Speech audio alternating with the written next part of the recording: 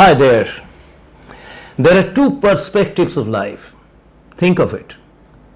One is a beginning perspective, another is ending perspective.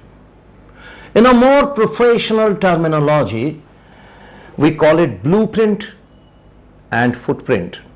This is something very exciting. Just focus your attention and listen to me, please. When is the time when we think of blueprint? Before we begin the project.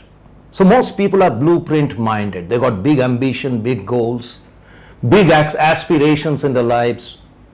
So when they begin, they have a big vision, big mission, right? And in the core of this attitude, you have that aspect called expectation. A long time ago, one of my trainers told me, Ashit, remember one thing, expectation is directly proportionate with depression. More expectations from life will bring more depression in your life. So the risk with a blueprint perspective is you are loaded with so much of expectations. It's kind of a rat race. As I love saying, the only problem in a rat race is whether you win or you lose, you are a rat. Okay? So when we think of a blueprint in our life, it's a good thing. Without blueprint, you cannot do anything. But there is that risk unless you eliminate that risk, eliminate that negative part of the blueprint, and you add another beautiful dimension called footprint along with the blueprint, it doesn't get baptized into a glorious work in your life. So that's the difference between small players and big players. Small players work with a thing called ambition. Yeah, it's also a small a to me. And the big player work with aspiration.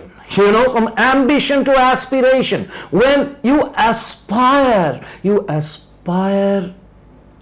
not to only gain, not to only get something for yourself. You don't aspire only to fill up your own coffers. You aspire to leave a legacy. To leave a legacy. All right? So that's called footprint. Can I tell you a story? I'm pretty sure you like it. One day, an old man was walking by the side of a river in the early morning, and he suddenly looks at the river and he hears someone is shouting from the middle of the river. There was a young man who was drowning in the river and he was shouting, "Help! Help!" There was nobody to save the young man. He didn't know how to swim. This old man, 80 years of his age, he got shaken. Something happened inside his heart. I must go and save. But how will he save? He's 80 years of age. In his young time, he was a great swimmer, but he didn't care. He threw away his coat, threw away his shoes without delaying, just jumped in the water with lot of labor, lot of hard work. He could get to the center and managed to get hold of this man by his hair and starts pulling him. After a long struggle, the old man succeeded, bringing the young man on the shore. The young man, saving his life, fell to the feet of the old man, held him tight and said, "Uncle, thank you very much. Thank you very much." The old man, getting back into his shirt and the coat, looked at him and said, "Why are you thanking me?" He said, "Sir, you saved my life. I am able to thank you because you were there. Otherwise, I would be there. Please accept my gratitude, sir." Old man smiled. By the time he was ready, he was going to turn about, going back to his walk. He just looked at the young man and said these words, crucial. "Your thanks is pending, my son. I won't accept it now because I really don't know whether I did a good job or a bad job. I will know that I've done a good job if you value the life which is saved right now at the wish of God. And what do you do with this life from now on? Because after a few years, I'll not be here. I'll be there. I'll keep a watch on you. When you become like me, it will be proved whether I did a good job by saving your life, you did something beautiful with this life, or you wasted this life. On that day, I'll accept your thanks. Bye-bye. The old man went. Isn't it spectacular? How many times we die while living a life? I say most people are breathing in this world. They're not living. So we yearn quite a lot. There is a lot of yearning in our life. Yearning to get something. Yearning to do something. That's a blueprint approach of life. But the real life, the real living is spreading your love, creating something beautiful in this world, leaving the legacy. And by the time you bid goodbye, as my Guru Paramahansa Yogananda says, leave something on the soil of this earth, a thing which is not there. You created it. That's the way you make yourself great. By leaving your footprint, you become great.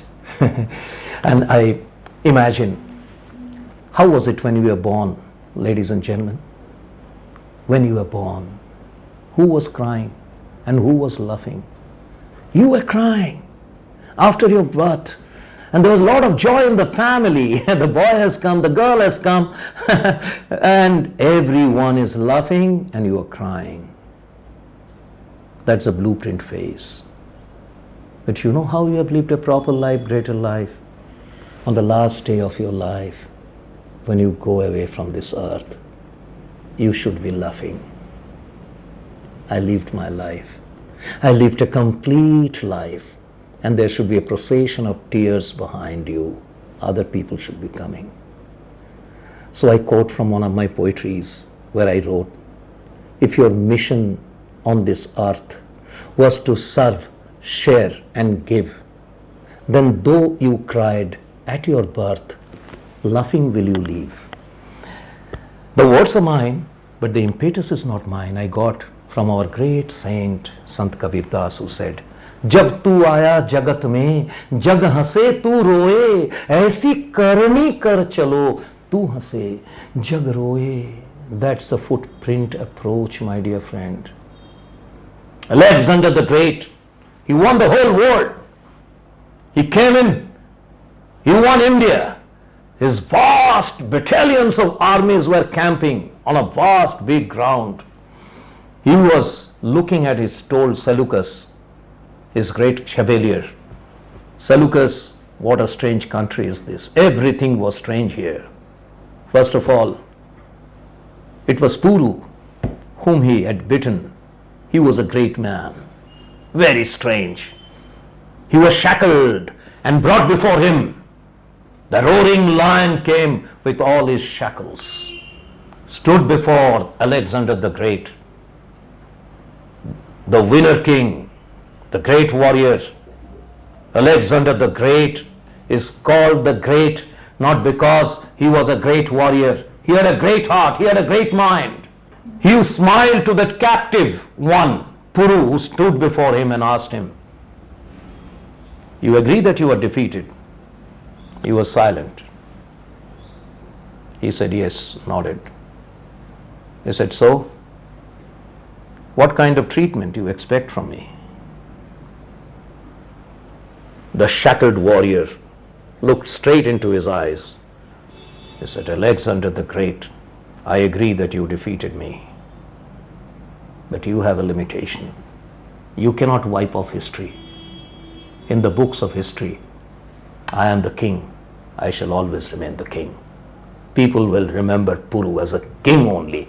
That's my designation. And there, you and I are equal. You are a king, I am a king.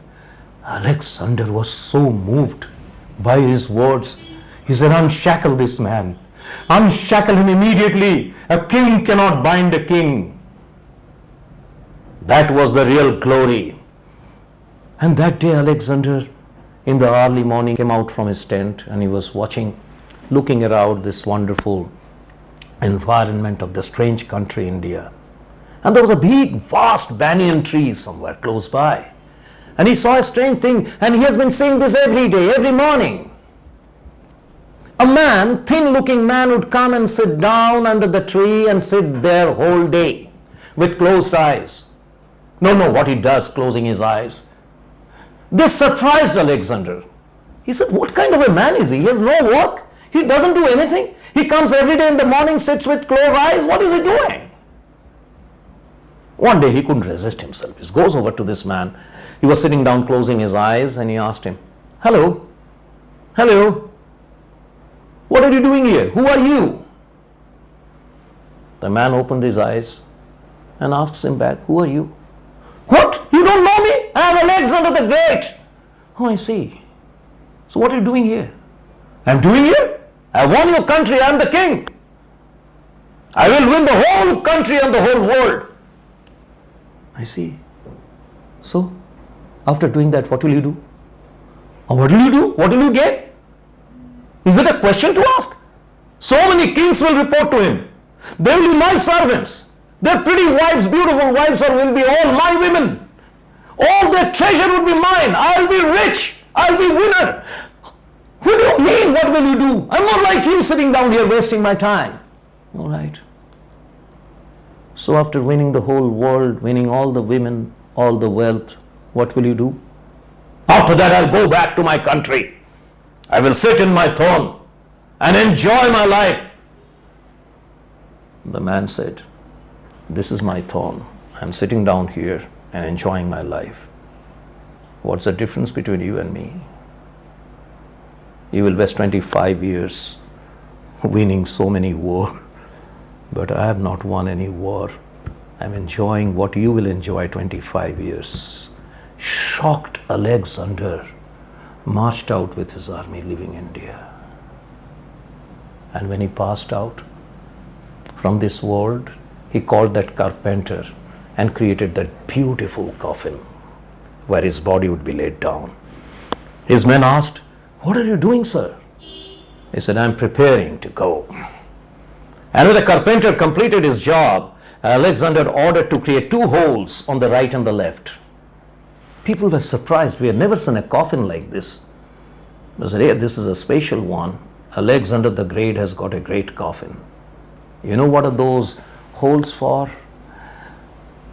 I instruct you all, when I pass away from this world and you put me there, make sure that my 2 hands are out and open, because I want to give message to my Creator. Alexander the Great won the world and left barehanded. Great story, isn't it? Very inspiring story. That's a message I want to give you, ladies and gentlemen. While you yearn to achieve many things in this world, don't forget, ultimately, what you yield matters. So it is a small w to capital W. Yearning is the approach of the blueprint, and yield is what you left for others to follow. What example did you set, right? And that's the most important thing in life. And that is the thing which makes you important, which makes you great. In the ending, I will tell you another story and complete my presentation today. This is a beautiful story. A devotee prayed to God. He loved God. And one night he was seeing a dream. And he was very happy. He saw a wide, beautiful sea beach where he was walking. And he found in his dream 2 pairs of footprints going farther along the seaside. And he had tremendous feeling of joy, happiness inside his heart. He felt, "Oh, one of the pair is mine, another pair is yours, God. I'm holding your hand and walking in the track of life." He kept on enjoying the dream for a while, and after a little while he says, "My God, there is only one pair. Another pair of footprint has vanished." And he started crying in his dream, "God, where have you left me? Where have you left me?" After a long cry, he heard God told him, "My darling, that was a rough phase in your life. In the track of life, when you had troubles, I took you on my lap. The footprint that you see is my footprint, not yours. So, ladies and gentlemen, if your mission on this earth is to serve, share and give, then though you cried at your birth, laughing will you leave, from yearning to yield. So the transformation that I'm talking about today is from small y to capital Y, from yearning to yielding, from the blueprint to footprint, from getting to giving, and in fact within it we have the whole attitudinal transformation. The same message perhaps I've been sharing with you at every step. We need a transformation from a lower life to a higher life. From yearning to yielding means from expectations to sacrifice. Not with the attitude of getting. Finally, giving. Not how much money you made, how much wealth you made, how much prosperity you had accumulated. It is not about accumulation. It is about actualization. How much you are living for other people. The glory is not what you have earned. Glory is tantamount to that example, to the model that you live on this earth for the others to follow. So thank you very much, ladies and gentlemen. I am sure you enjoyed this presentation, which I enjoyed sharing with you. So today is the penultimate part of the alphabets of your life. I am speaking about that alphabet called Y, from small y, yearning, to the capital Y, yielding. I request you to make it a way of your life. From today, change your perspective from blueprint approach to footprint approach. What you leave in this world on the final day, that matters. That's the yield which is going to remain for other people to follow. Glory is not something which you acquire and put it in your bank. Glory is something that you leave for other people to emulate, other people to follow. And that's the way you complete this sojourn with pride, with glory, with joy, and embrace God. Thank you very much. See you next time.